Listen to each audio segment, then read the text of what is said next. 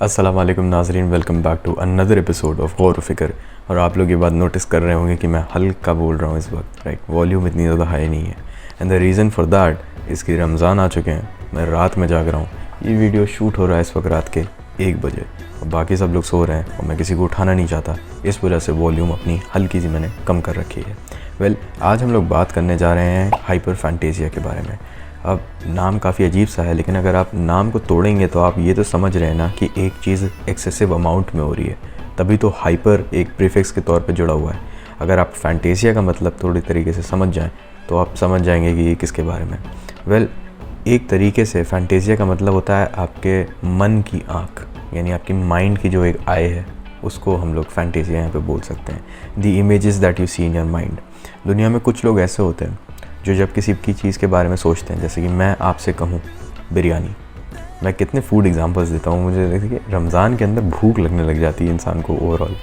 तो मैंने आपसे बोला बिरयानी मैंने जैसे ही बोला, मैं आपसे कहूँ कि बिरयानी के बारे में सोचो, आपने अपने दिमाग में बिरयानी बिल्कुल अच्छी तरीके से पेंट कर दिया। आपने कहा हाँ हाँ ये हो गई, और इतनी लेग पीसेस डाले हुए, उसके ऊपर रायता थोड़ा सा डाल दो, थोड़ी सी मिर्च डाल दो, इस तरफ प्याज के टुकड़े डाल दो थोड़े साइड में। अब मुझे खुद भूख लगने लग गई बिरयानी के लिए, लेकिन खैर, तो आपने ये अपने मन में इमेजिन कर लिया।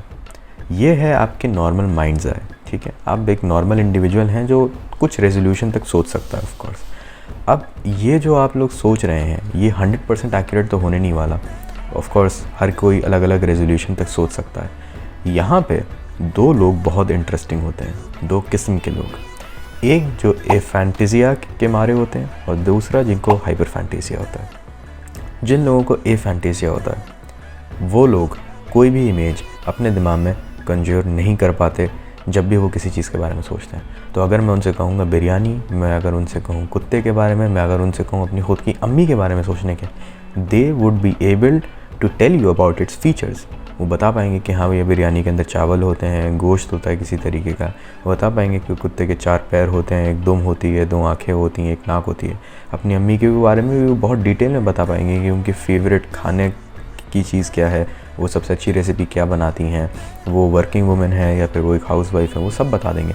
But they would not be able to picture them inside their head, which is very weird for people like you and I to understand, because we are normal and that is a big problem with all these psychological you can say states. मैं एक तरीके से यहाँ पे disorder नहीं use करना चाहता, क्योंकि डिसऑर्डर के अंदर हम कहीं ना कहीं ये मान के चलते हैं कि किसी को सब्जेक्टिव डिस्ट्रेस हो रहा है, चाहे वो खुद जो सफ़रर है उसे हो रहा हो, यानी कि जिस बंदे को हो रखा है चाहे उसे प्रॉब्लम हो रही हो, या उसके आसपास जो लोग हैं उन लोगों को सब्जेक्टिव डिस्ट्रेस हो रहा हो। तो क्योंकि यहाँ पे इतना क्लियर कट नहीं है, इसलिए मैं इसको बस एक साइकोलॉजिकल फैसेट या एक तरीके से साइकोलॉजिकल स्टेट बोलना चाहूँगा, और मैं इसको डिसऑर्डर नाम देने के लिए इतना तैयार नहीं हूँ। तो लेट्स जस्ट अज्यूम कि अगर ऐसे लोगों को हम समझने की कोशिश करें तो हम लोगों को कितनी दिक्कत होगी। We can not even imagine their lived experience, because जैसे ही हम इमेजिन करने बैठेंगे हमने एक तरीके से वैसे ही अपना धागा तोड़ लिया। आप ऐसे सोचिए कि मैं आपसे कहूँ एक चीज़ के बारे में सोचिए, और फिर मैं कहूँ आप ऐसे सोचिए कि आप इसकी चीज़ के बारे में नहीं सोच पा रहे होते। कितना वियर्ड हो गया। On the other hand, on the other end of the spectrum we have people who are suffering from hyperphantasia. ये लोग ऐसे हैं कि ये लोग शायद रियल लाइफ के अंदर चीज़ों को इतना अच्छे से एक्सपीरियंस नहीं कर सकते जितना अच्छा ये लोग अपनी इमेजिनेशन के अंदर कर सकते हैं। एंड दैट इज़, मतलब टू बी वेरी ऑनेस्ट, अगर मैं कभी भी इमेजिन करके बिरयानी खा सकता, that would be a life worth living.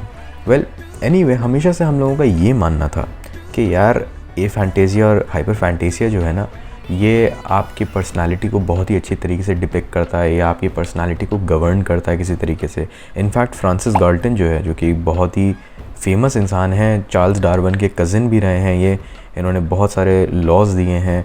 इन्होंने थोड़ा सा, शायद जहाँ तक मुझे याद है, रिएक्शन टाइम के ऊपर भी काम किया, इंडिविजुअल डिफरेंसेस पे इन्होंने काफ़ी काम किया। यूजेनेसिस्ट थे वैसे तो, and as we all know eugenicist history जो है सोशल साइंसेस की, उससे आप एस्केप नहीं कर सकते। ये थोड़ी सा सैड पार्ट है साइकोलॉजी को लेके और बाकी सारी सोशल साइंसेस पे। ये कहीं ना कहीं जो आइडियाज़ हैं जो कि यूज़ किए गए हैं इन सारी फील्ड्स के अंदर बहुत शुरुआत में, उन्हीं आइडियाज़ की बुनियाद पे बाद में बहुत ही बड़े बड़े जेनोसाइड्स कैरी आउट करे गए हैं। बहुत ही बड़े बड़े दिग्गजों ने एक तरीके से एक्सप्लॉइट करने की कोशिश करी है अपने से कम लोगों को। ये जितने भी लोग वीक थे, जितने भी लोग माइनॉरिटीज़ में थे, उन लोगों को एक्सप्लॉइट करा गया है। बहरहाल फ्रांसिस गाल्टन ने भी इसको स्टडी करने की कोशिश करी थी। अब हम लोगों का ये मानना था ना कि भाई जितने लोगों को एफेंटेजिया है वो सब एनालिटिकल माइंड वाले ज़्यादा होंगे, है ना। कि एफेंटेजिया है भाई साहब उन लोगों को, वो लोग ज़्यादा सोच नहीं सकते, उनको ज़्यादा क्रिएटिविटी नहीं है उनके अंदर, तो वो लोग मैथ्स वाले लोग ज़्यादा होंगे, फिज़िक्स वाले लोग ज़्यादा होंगे।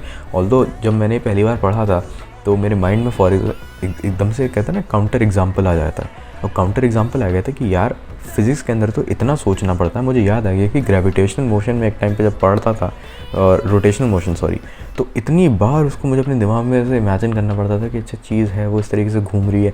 Often times we fail to solve a physical problem, that is physics की problem, because we fail to conjure up a model that actually depicts whatever is that is being depicted in the problem itself. तो ये एक बहुत ही interesting चीज़ थी जो मैंने note करी। लेकिन उसके साथ साथ हम लोगों को ये लगता है कि हाँ भैया ज़्यादा कोई अगर क्रिएटिव नहीं है तो वो इस तरफ जाएगा, और इससे कहीं आसान है ये इमेजिन कर पाना कि अगर किसी को हाइपर फैंटेसिया है तो वो बहुत ही ज़्यादा आसानी से आर्टिस्ट लाइन में जा सकता है कि भैया वो पेंट करेगा, ये करेगा, वो करेगा।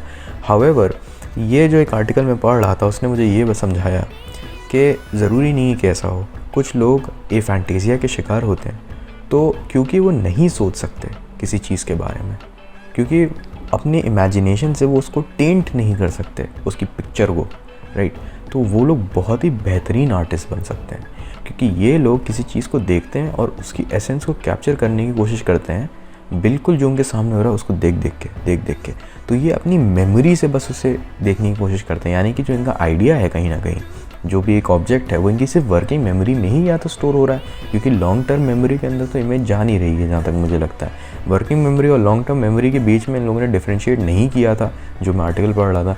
लेकिन जिस तरीके से मैंने इसको समझा वो ये है कि अगर ये लोग किसी एक ऑब्जेक्ट को देख रहे हैं तो शॉर्ट टर्म मेमोरी में तो उसका रिप्रेजेंटेशन स्टोर हो रहा है, लेकिन वो रिहर्स होने के बाद भी, एलैबोरेटिव रिहर्सल के बाद भी उनकी लॉन्ग टर्म मेमोरी के अंदर जाके स्टोर नहीं हो रहा। तभी अगर वो बाद में से कभी क्या कहते हैं रिकॉल करने की कोशिश कर रहे हैं तो वो फेल कर रहे हैं। तो ये लोग उसको देख के down to the most minute detail paint कर सकते हैं।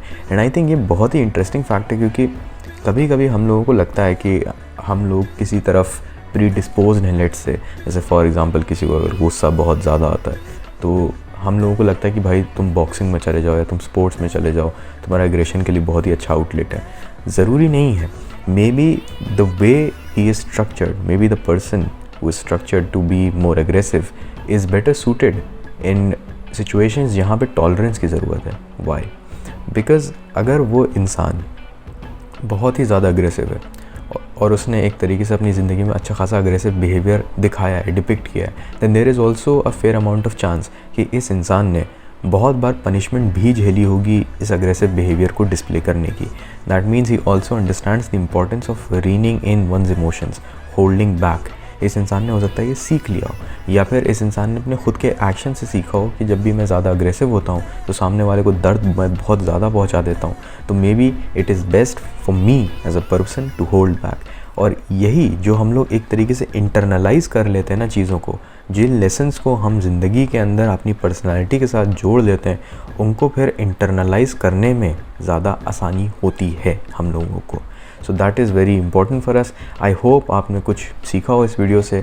मे बी अगर आपकी प्रोक्लेविटी है किसी पर्टिकुलर डायरेक्शन में, मे बी अगर आप किसी एक पर्टिकुलर टाइप की तरह हैं और लोग आपको कहते हैं कि भैया आपको इस फील्ड में जाना चाहिए और इस फील्ड में जाना चाहिए, तो ज़रूरी नहीं है कि आप उसी फील्ड के लिए हो सकता है आप उससे जस्ट डायमेट्रिकली अपोजिट फील्ड के अंदर भी अच्छा परफॉर्म कर लें। That's all for this one guys. एक बार फिर से रमज़ान मुबारक and I will see you on the next video. Take care.